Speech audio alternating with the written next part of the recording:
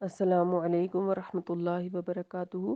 رب اشرح لی صدری ویسر لی امری واحلل عقدۃ من لسانی یفقہوا قولی۔ ربنا زدنا علما، اللہم فقہنا فی الدین، اللہم ارنا الحق حقا وارزقنا اتباعہ وارنا الباطل باطلا وارزقنا اجتنابہ۔ ہم سورہ البقرہ آیت نمبر 179 تک پڑھ چکے ہیں، اور ہم نے کل کی آیات میں پڑھا تھا کہ نیکی صرف یہ نہیں ہے کہ تم اپنا رخ مشرق یا مغرب کی طرف پھیر لو، بلکہ نیکی تو یہ ہے کہ جو کوئی اللہ اور آخرت پر ایمان رکھے، فرشتوں، کتاب اللہ اور نبیوں پر ایمان لائے، اور مال سے محبت کرتے ہوئے بھی اسے قرابت داروں، یتیموں، مسکینوں، مسافروں، مانگنے والوں اور غلاموں کو آزاد کرانے پر خرچ کرے، نماز قائم کرے، زکوٰۃ دے اور عہد کو پورا کرے، تنگی اور پریشانی میں صبر کرے اور حالت جنگ میں بھی، تو یہی لوگ اپنے ایمان میں سچے ہیں اور یہی لوگ صحیح معنوں میں متقی ہیں۔ پھر ہم نے پڑھا تھا کہ اے ایمان والو، تم پر مقتولوں کا قصاص یعنی بدلہ فرض کیا گیا ہے، اور آزاد کے بدلے آزاد، غلام کے بدلے غلام اور عورت کے بدلے عورت، البتہ اگر کسی کو اس کے بھائی کی طرف سے کچھ معافی ہو جائے تو معروف طریقے سے اس کی پیروی ہو اور احسان کے ساتھ دیت ادا کی جائے، یہ تمہارے رب کی طرف سے تخفیف ہے اور اس کی رحمت۔ یعنی اس امت مسلمہ کو قصاص کے ساتھ ساتھ دیت کی سہولت دی گئی کہ اگر مقتول کے وارثین چاہیں تو اس دیت یعنی پیسے لے کر اس کے قتل کو، خون بہا کو معاف کر سکتے ہیں، اس کا خون بہا لے سکتے ہیں۔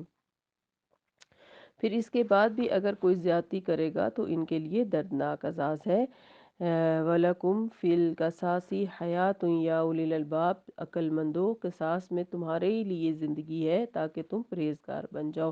تو بہت خوبصورت آیات تھیں جو ہم نے پڑھی۔ آج کی آیت نمبر 180۔ اعوذ باللہ من الشیطان الرجیم، بسم اللہ الرحمن الرحیم۔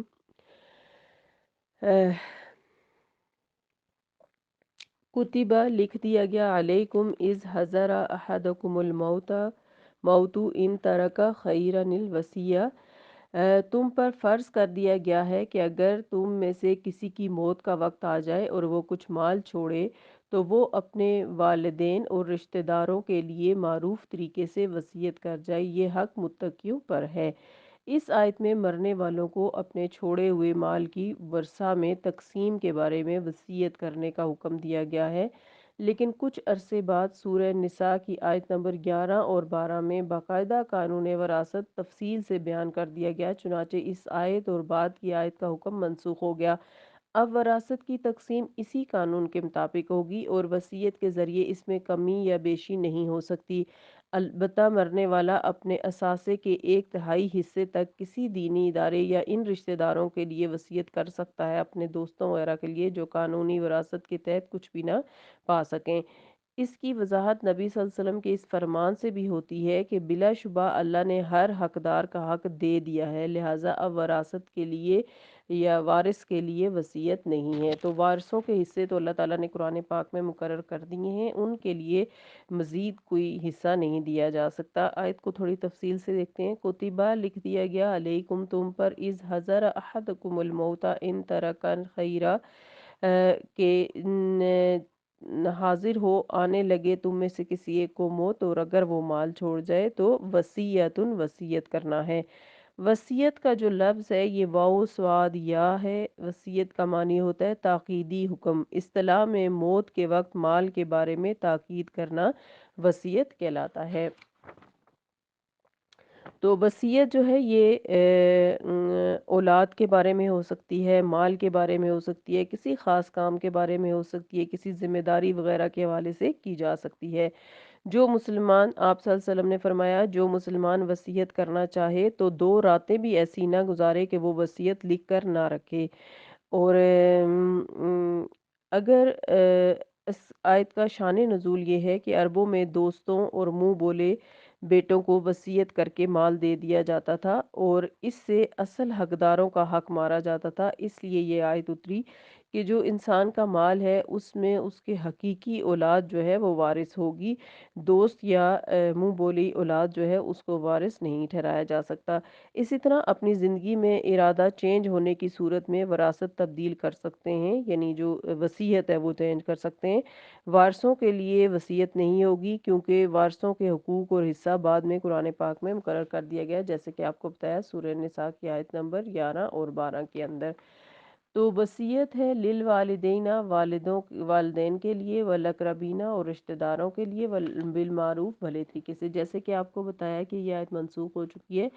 تو اب والدین کا اور ہر رشتہ دار کا حصہ اللہ تعالیٰ نے خود ہی مقرر کر دیا گیا ہے۔ اب دیکھیں پیچھے ہم نے حرمت جان کے بارے میں پڑھا، اس آیت میں حرمت مال کی تلقین کی جا رہی ہے کہ مال چھوڑ کے جانا کوئی بری بات نہیں ہے، تمام رشتوں کا حق ادا کر کے مال چھوڑنا یا مال بناتے رہنا کوئی بری بات نہیں ہے۔ تو حقاً علی المتقین، یہ حق ہے متقی لوگوں پر کہ یعنی جو معاملات وصیت طلب ہوں ان کے لیے وصیت کرنی چاہیے یا زبانی یا لکھ کے رکھنا چاہیے۔ تو فمن، تو جو کوئی، آیت نمبر 181، فمن تو جو کوئی بدلہ، بدل دے، تبدیل کر دے، بعد اس کے، ماں جو سمیہ ہو اس نے سنا ہو اس کو، یعنی اس نے وصیت سنی ہو یا لکھی ہوئی دیکھی ہو، فَإِنَّمَا، تو بے شک، اسمہ، گناہ اس کا، یعنی وصیت بدلنے والے کو گناہ گار کہا جا رہا ہے یہاں پہ، الذین، ان لوگوں پر ہے، یبدلون، جو بدل دیتے ہیں اس کو، یعنی بدلنے والے گناہ گار ہوں گے۔ وصیت کا ہر حال میں احترام کرنا چاہیے۔ ان اللہ، بے شک اللہ تعالیٰ، سمیع علیم، سننے والا اور جاننے والا ہے۔ تو غلط وصیت کو تبدیل کیا جا سکتا ہے، بنیادی طور پر وصیت پوری کرنا ہے۔ ایسی وصیتیں جن سے دوسروں کا حق مارا جائے، جو پورا کرنا مشکل یا ممکن ہو تو اس کو چھوڑ دیا جائے، یعنی ایسی وصیت جس میں کسی کا حق مارا جا رہا ہے اور وہ وصیت پوری بھی نہیں ہو سکتی، یعنی ایسی وصیت کر دی ہے مرنے والوں نے جس کو پورا ہی نہیں کیا جا سکتا، تو ایسی وصیت کو چھوڑا جا سکتا ہے۔ اور ہمارا دین کوئی اس طرح کی پابندی نہیں لگاتا کہ چاہے جہاں سے مرضی جو بھی کیا جائے وصیت کو پورا کیا جائے، ایسا نہیں ہے، کیونکہ مرنے والا بھی انسان تھا اور اس سے بھی غلط وصیت ہو سکتی ہے۔ بعض اوقات لا علمی کی وجہ سے اولاد اور وارثوں کے لیے خود وراثت کی تقسیم کر دی جاتی ہے، یہ درست نہیں ہے۔ پتہ لگتے ہی وصیت چینج کی جائے گی اور جس طرح سے اللہ تعالیٰ نے شریعت میں احکامات دیے ہیں، ورثاء کے حصے رکھے ہیں، اسی طریقے سے وراثت کو جو ہے وہ تقسیم کیا جائے گا۔ آیت نمبر 182، فمن، تو جو کوئی خافا، خوف کرے، اندیشہ اور فکر ہو اسے، مم محسن، وصیت کرنے والے سے، جنفن، طرفداری کی، یعنی حق سے ہٹ کر، حق کی سے ہٹ کر دوسری طرف جھک جانا، یعنی ناحق کی طرف جھک جانا یا جانبداری کرنا، بلا وجہ طرفداری کرنا، سائیڈ لینا ہوتا ہے جنفن کا مطلب۔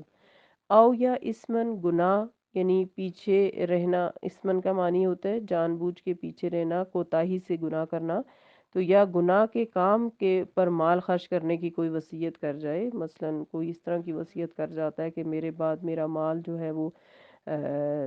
میری دعائیں کرنے پہ لگایا جائے، میری برسیاں منانے پہ لگایا جائے، خدا نہ خواستہ، جو کہ یہ ساری بدعت ہیں، یا میرے مال کو جو ہے وہ فلاں جگہ سینما بنا دیا جائے یا شادی ہال بنا دیا جائے، تو اس طرح کی چیزیں گناہ میں آتی ہیں۔ فَأَصْلَحَ، تو اصلاح کرا دے، بینہم، ان کے درمیان، فلا، تو نہیں، اسما، کوئی گناہ، علیہ، اس پر، یعنی جو غلط وصیت کو ٹھیک کرائے اس کے لیے کوئی گناہ نہیں ہے۔ ان اللہ غفور الرحیم، بے شک اللہ تعالیٰ بخشنے والا اور غفور الرحیم ہے۔ تو جیسا کہ پہلے بھی ذکر کیا کہ بعض اوقات لا علمی کی وجہ سے یا تو وارثوں کے حق میں وصیت کر دی جاتی ہے یا کسی غلط کام کی وصیت کر دی جاتی ہے جس میں گناہ ہے، یا کسی ایک بچے کی سائیڈ لے لی جاتی ہے۔ عام طور پر والدین اس طرح سے کرتے ہیں